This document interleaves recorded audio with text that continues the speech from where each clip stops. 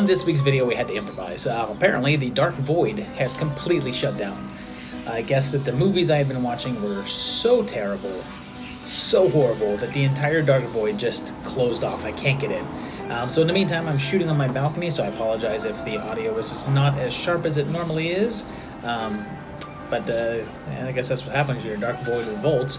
But this week we're going to be talking about the failure to launch for the movie Stitches, the killer clown, I guess, horror comedy from 2012, and see why it never got a sequel. So Stitches was released back in 2012, and it's the feature film debut of British comedian Ross Noble as Stitches the Clown, a down-and-out guy who entertains a group of kids at a birthday party, but a prank goes wrong and leaves the clown dead. Young Tommy witnesses a group of clowns that tell him that a clown that doesn't finish a party will never rest in peace.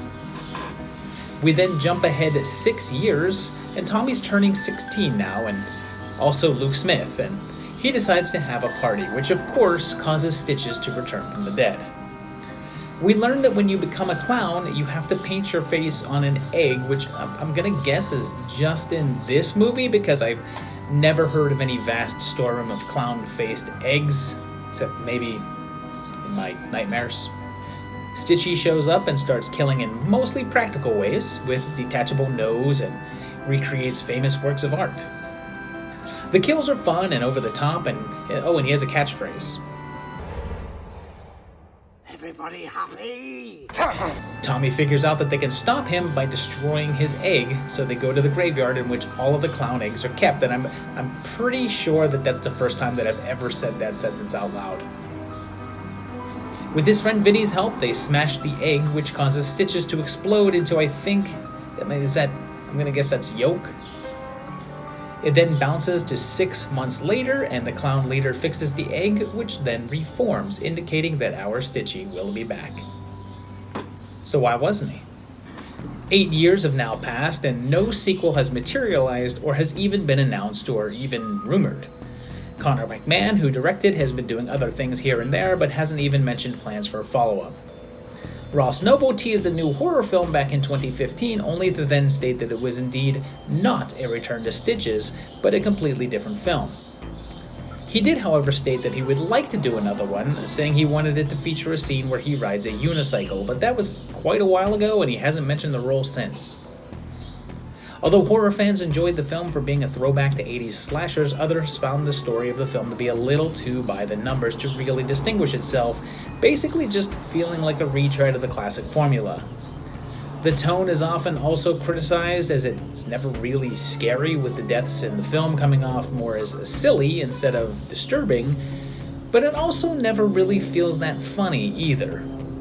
For a film about a killer clown, featuring a known comedian in the role, it kinda fails to do anything with the character outside of giving him basically the standard horror villain one-liners. All in all, the film could have benefited from just not holding back, and either going full gusto with the comedy and letting Noble loose, or trimming it back and focusing more on the scares and creep factor. But as it is, we're left with one entry of a sort of middle-of-the-road slasher with occasional fun moments. The final nail in the coffin is its box office returns of less than $100,000 against a $1.5 million budget.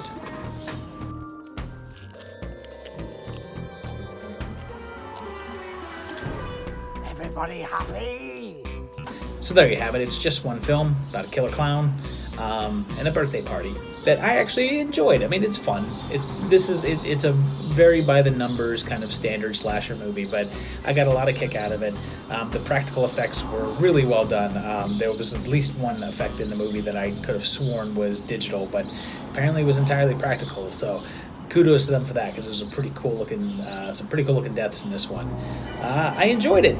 If you like dumb, silly horror movies, this one's for you. It's a good time killer. It's fun, and the character of Stitches, while not even the slightest bit original, it keeps it going. I was pretty happy with it. I would like to see more. I think if they did more, they could probably delve into the character a little bit more, maybe do something a little bit different with him.